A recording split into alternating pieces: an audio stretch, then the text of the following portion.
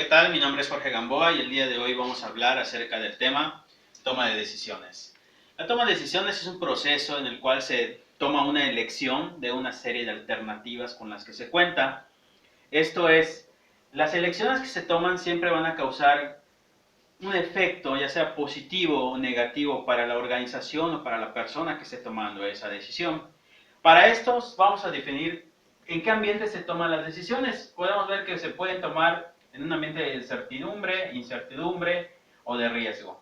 También existe un proceso para esa toma de decisiones, en donde está definir el problema. El problema tiene que ser definido con mucha claridad, es decir, no podemos confundir las causas y los efectos con el problema en sí. También tenemos que definir desde ese momento los parámetros, las variables, las restricciones que pudieran existir en base a ese mismo problema o a esa misma decisión que vayamos a tomar. Luego tenemos la identificación de las alternativas. Es importante que identifiquemos plenamente cuáles son las alternativas con las que vamos a contar. Para eso necesitamos la información necesaria. Aquí es muy importante recalcar que la información es algo sumamente importante, porque mientras más información tengamos, mejores decisiones vamos a poder tomar o vamos a sacar mejores alternativas. También tenemos que determinar los criterios, esto es, definir los límites, parámetros, variables y restricciones que pueden existir durante esta toma de decisiones, es decir, hacia dónde vamos, qué va a conllevar cada una de las alternativas que se están tomando, es decir, cómo repercuten en el área de costos, en el área de ventas, para que nosotros tengamos una idea más clara de lo que vamos a decidir. Luego de esto evaluamos estas mismas alternativas. Tenemos que considerar las causas y efectos que pudieran contemplarse dentro de esta toma de decisiones.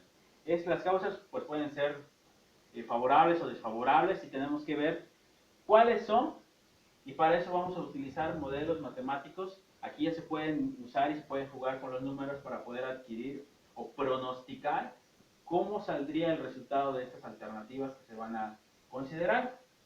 Una vez que tengamos las alternativas, tenemos que elegir la mejor o la más óptima de acuerdo al análisis de qué fue lo más viable o cuál fue, de acuerdo al cálculo de los modelos que se tienen que cuantificar, cuál fue la mejor para poderla aplicar y que tenga un mejor resultado. Esto es el costo-beneficio de la toma de decisión. Vamos a usar un ejemplo y vamos a agarrar el tema riesgo, en el cual en el tema de riesgo tenemos aquí varios asuntos, ¿no? Tenemos el problema, lo conocemos plenamente, sabemos cuál es el problema. También tenemos las posibles soluciones que se le puedan dar a ese problema, y tenemos en ese punto toda la información necesaria.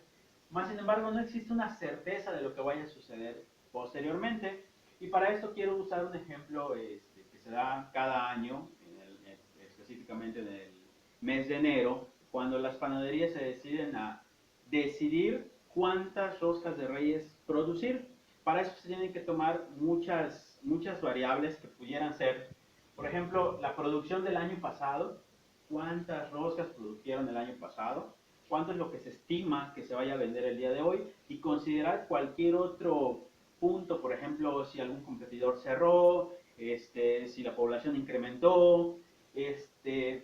Para esto vamos a jugar de la siguiente forma. Tenemos el costo de fabricación de una rosca, nos sale en 100 pesos, el precio de venta en 150, y considerando que como es una rosca de Reyes, la tienes que vender el día 6, por lo tanto, el día 5 tienes que producir las roscas que tú vayas a vender el día 6, y tienes que tener ya la cantidad exacta de roscas que necesitas producir, porque ya el día 6, pues si no produciste el día 5 lo que tenías que vender el día 6, pues ya difícilmente las vas a poder colocar en el mercado y venderlas.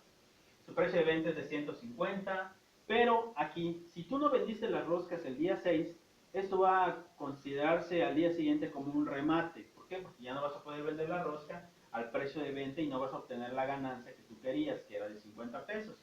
Y por cada rosca que tú no vendas, vas a tener una pérdida de 20 pesos.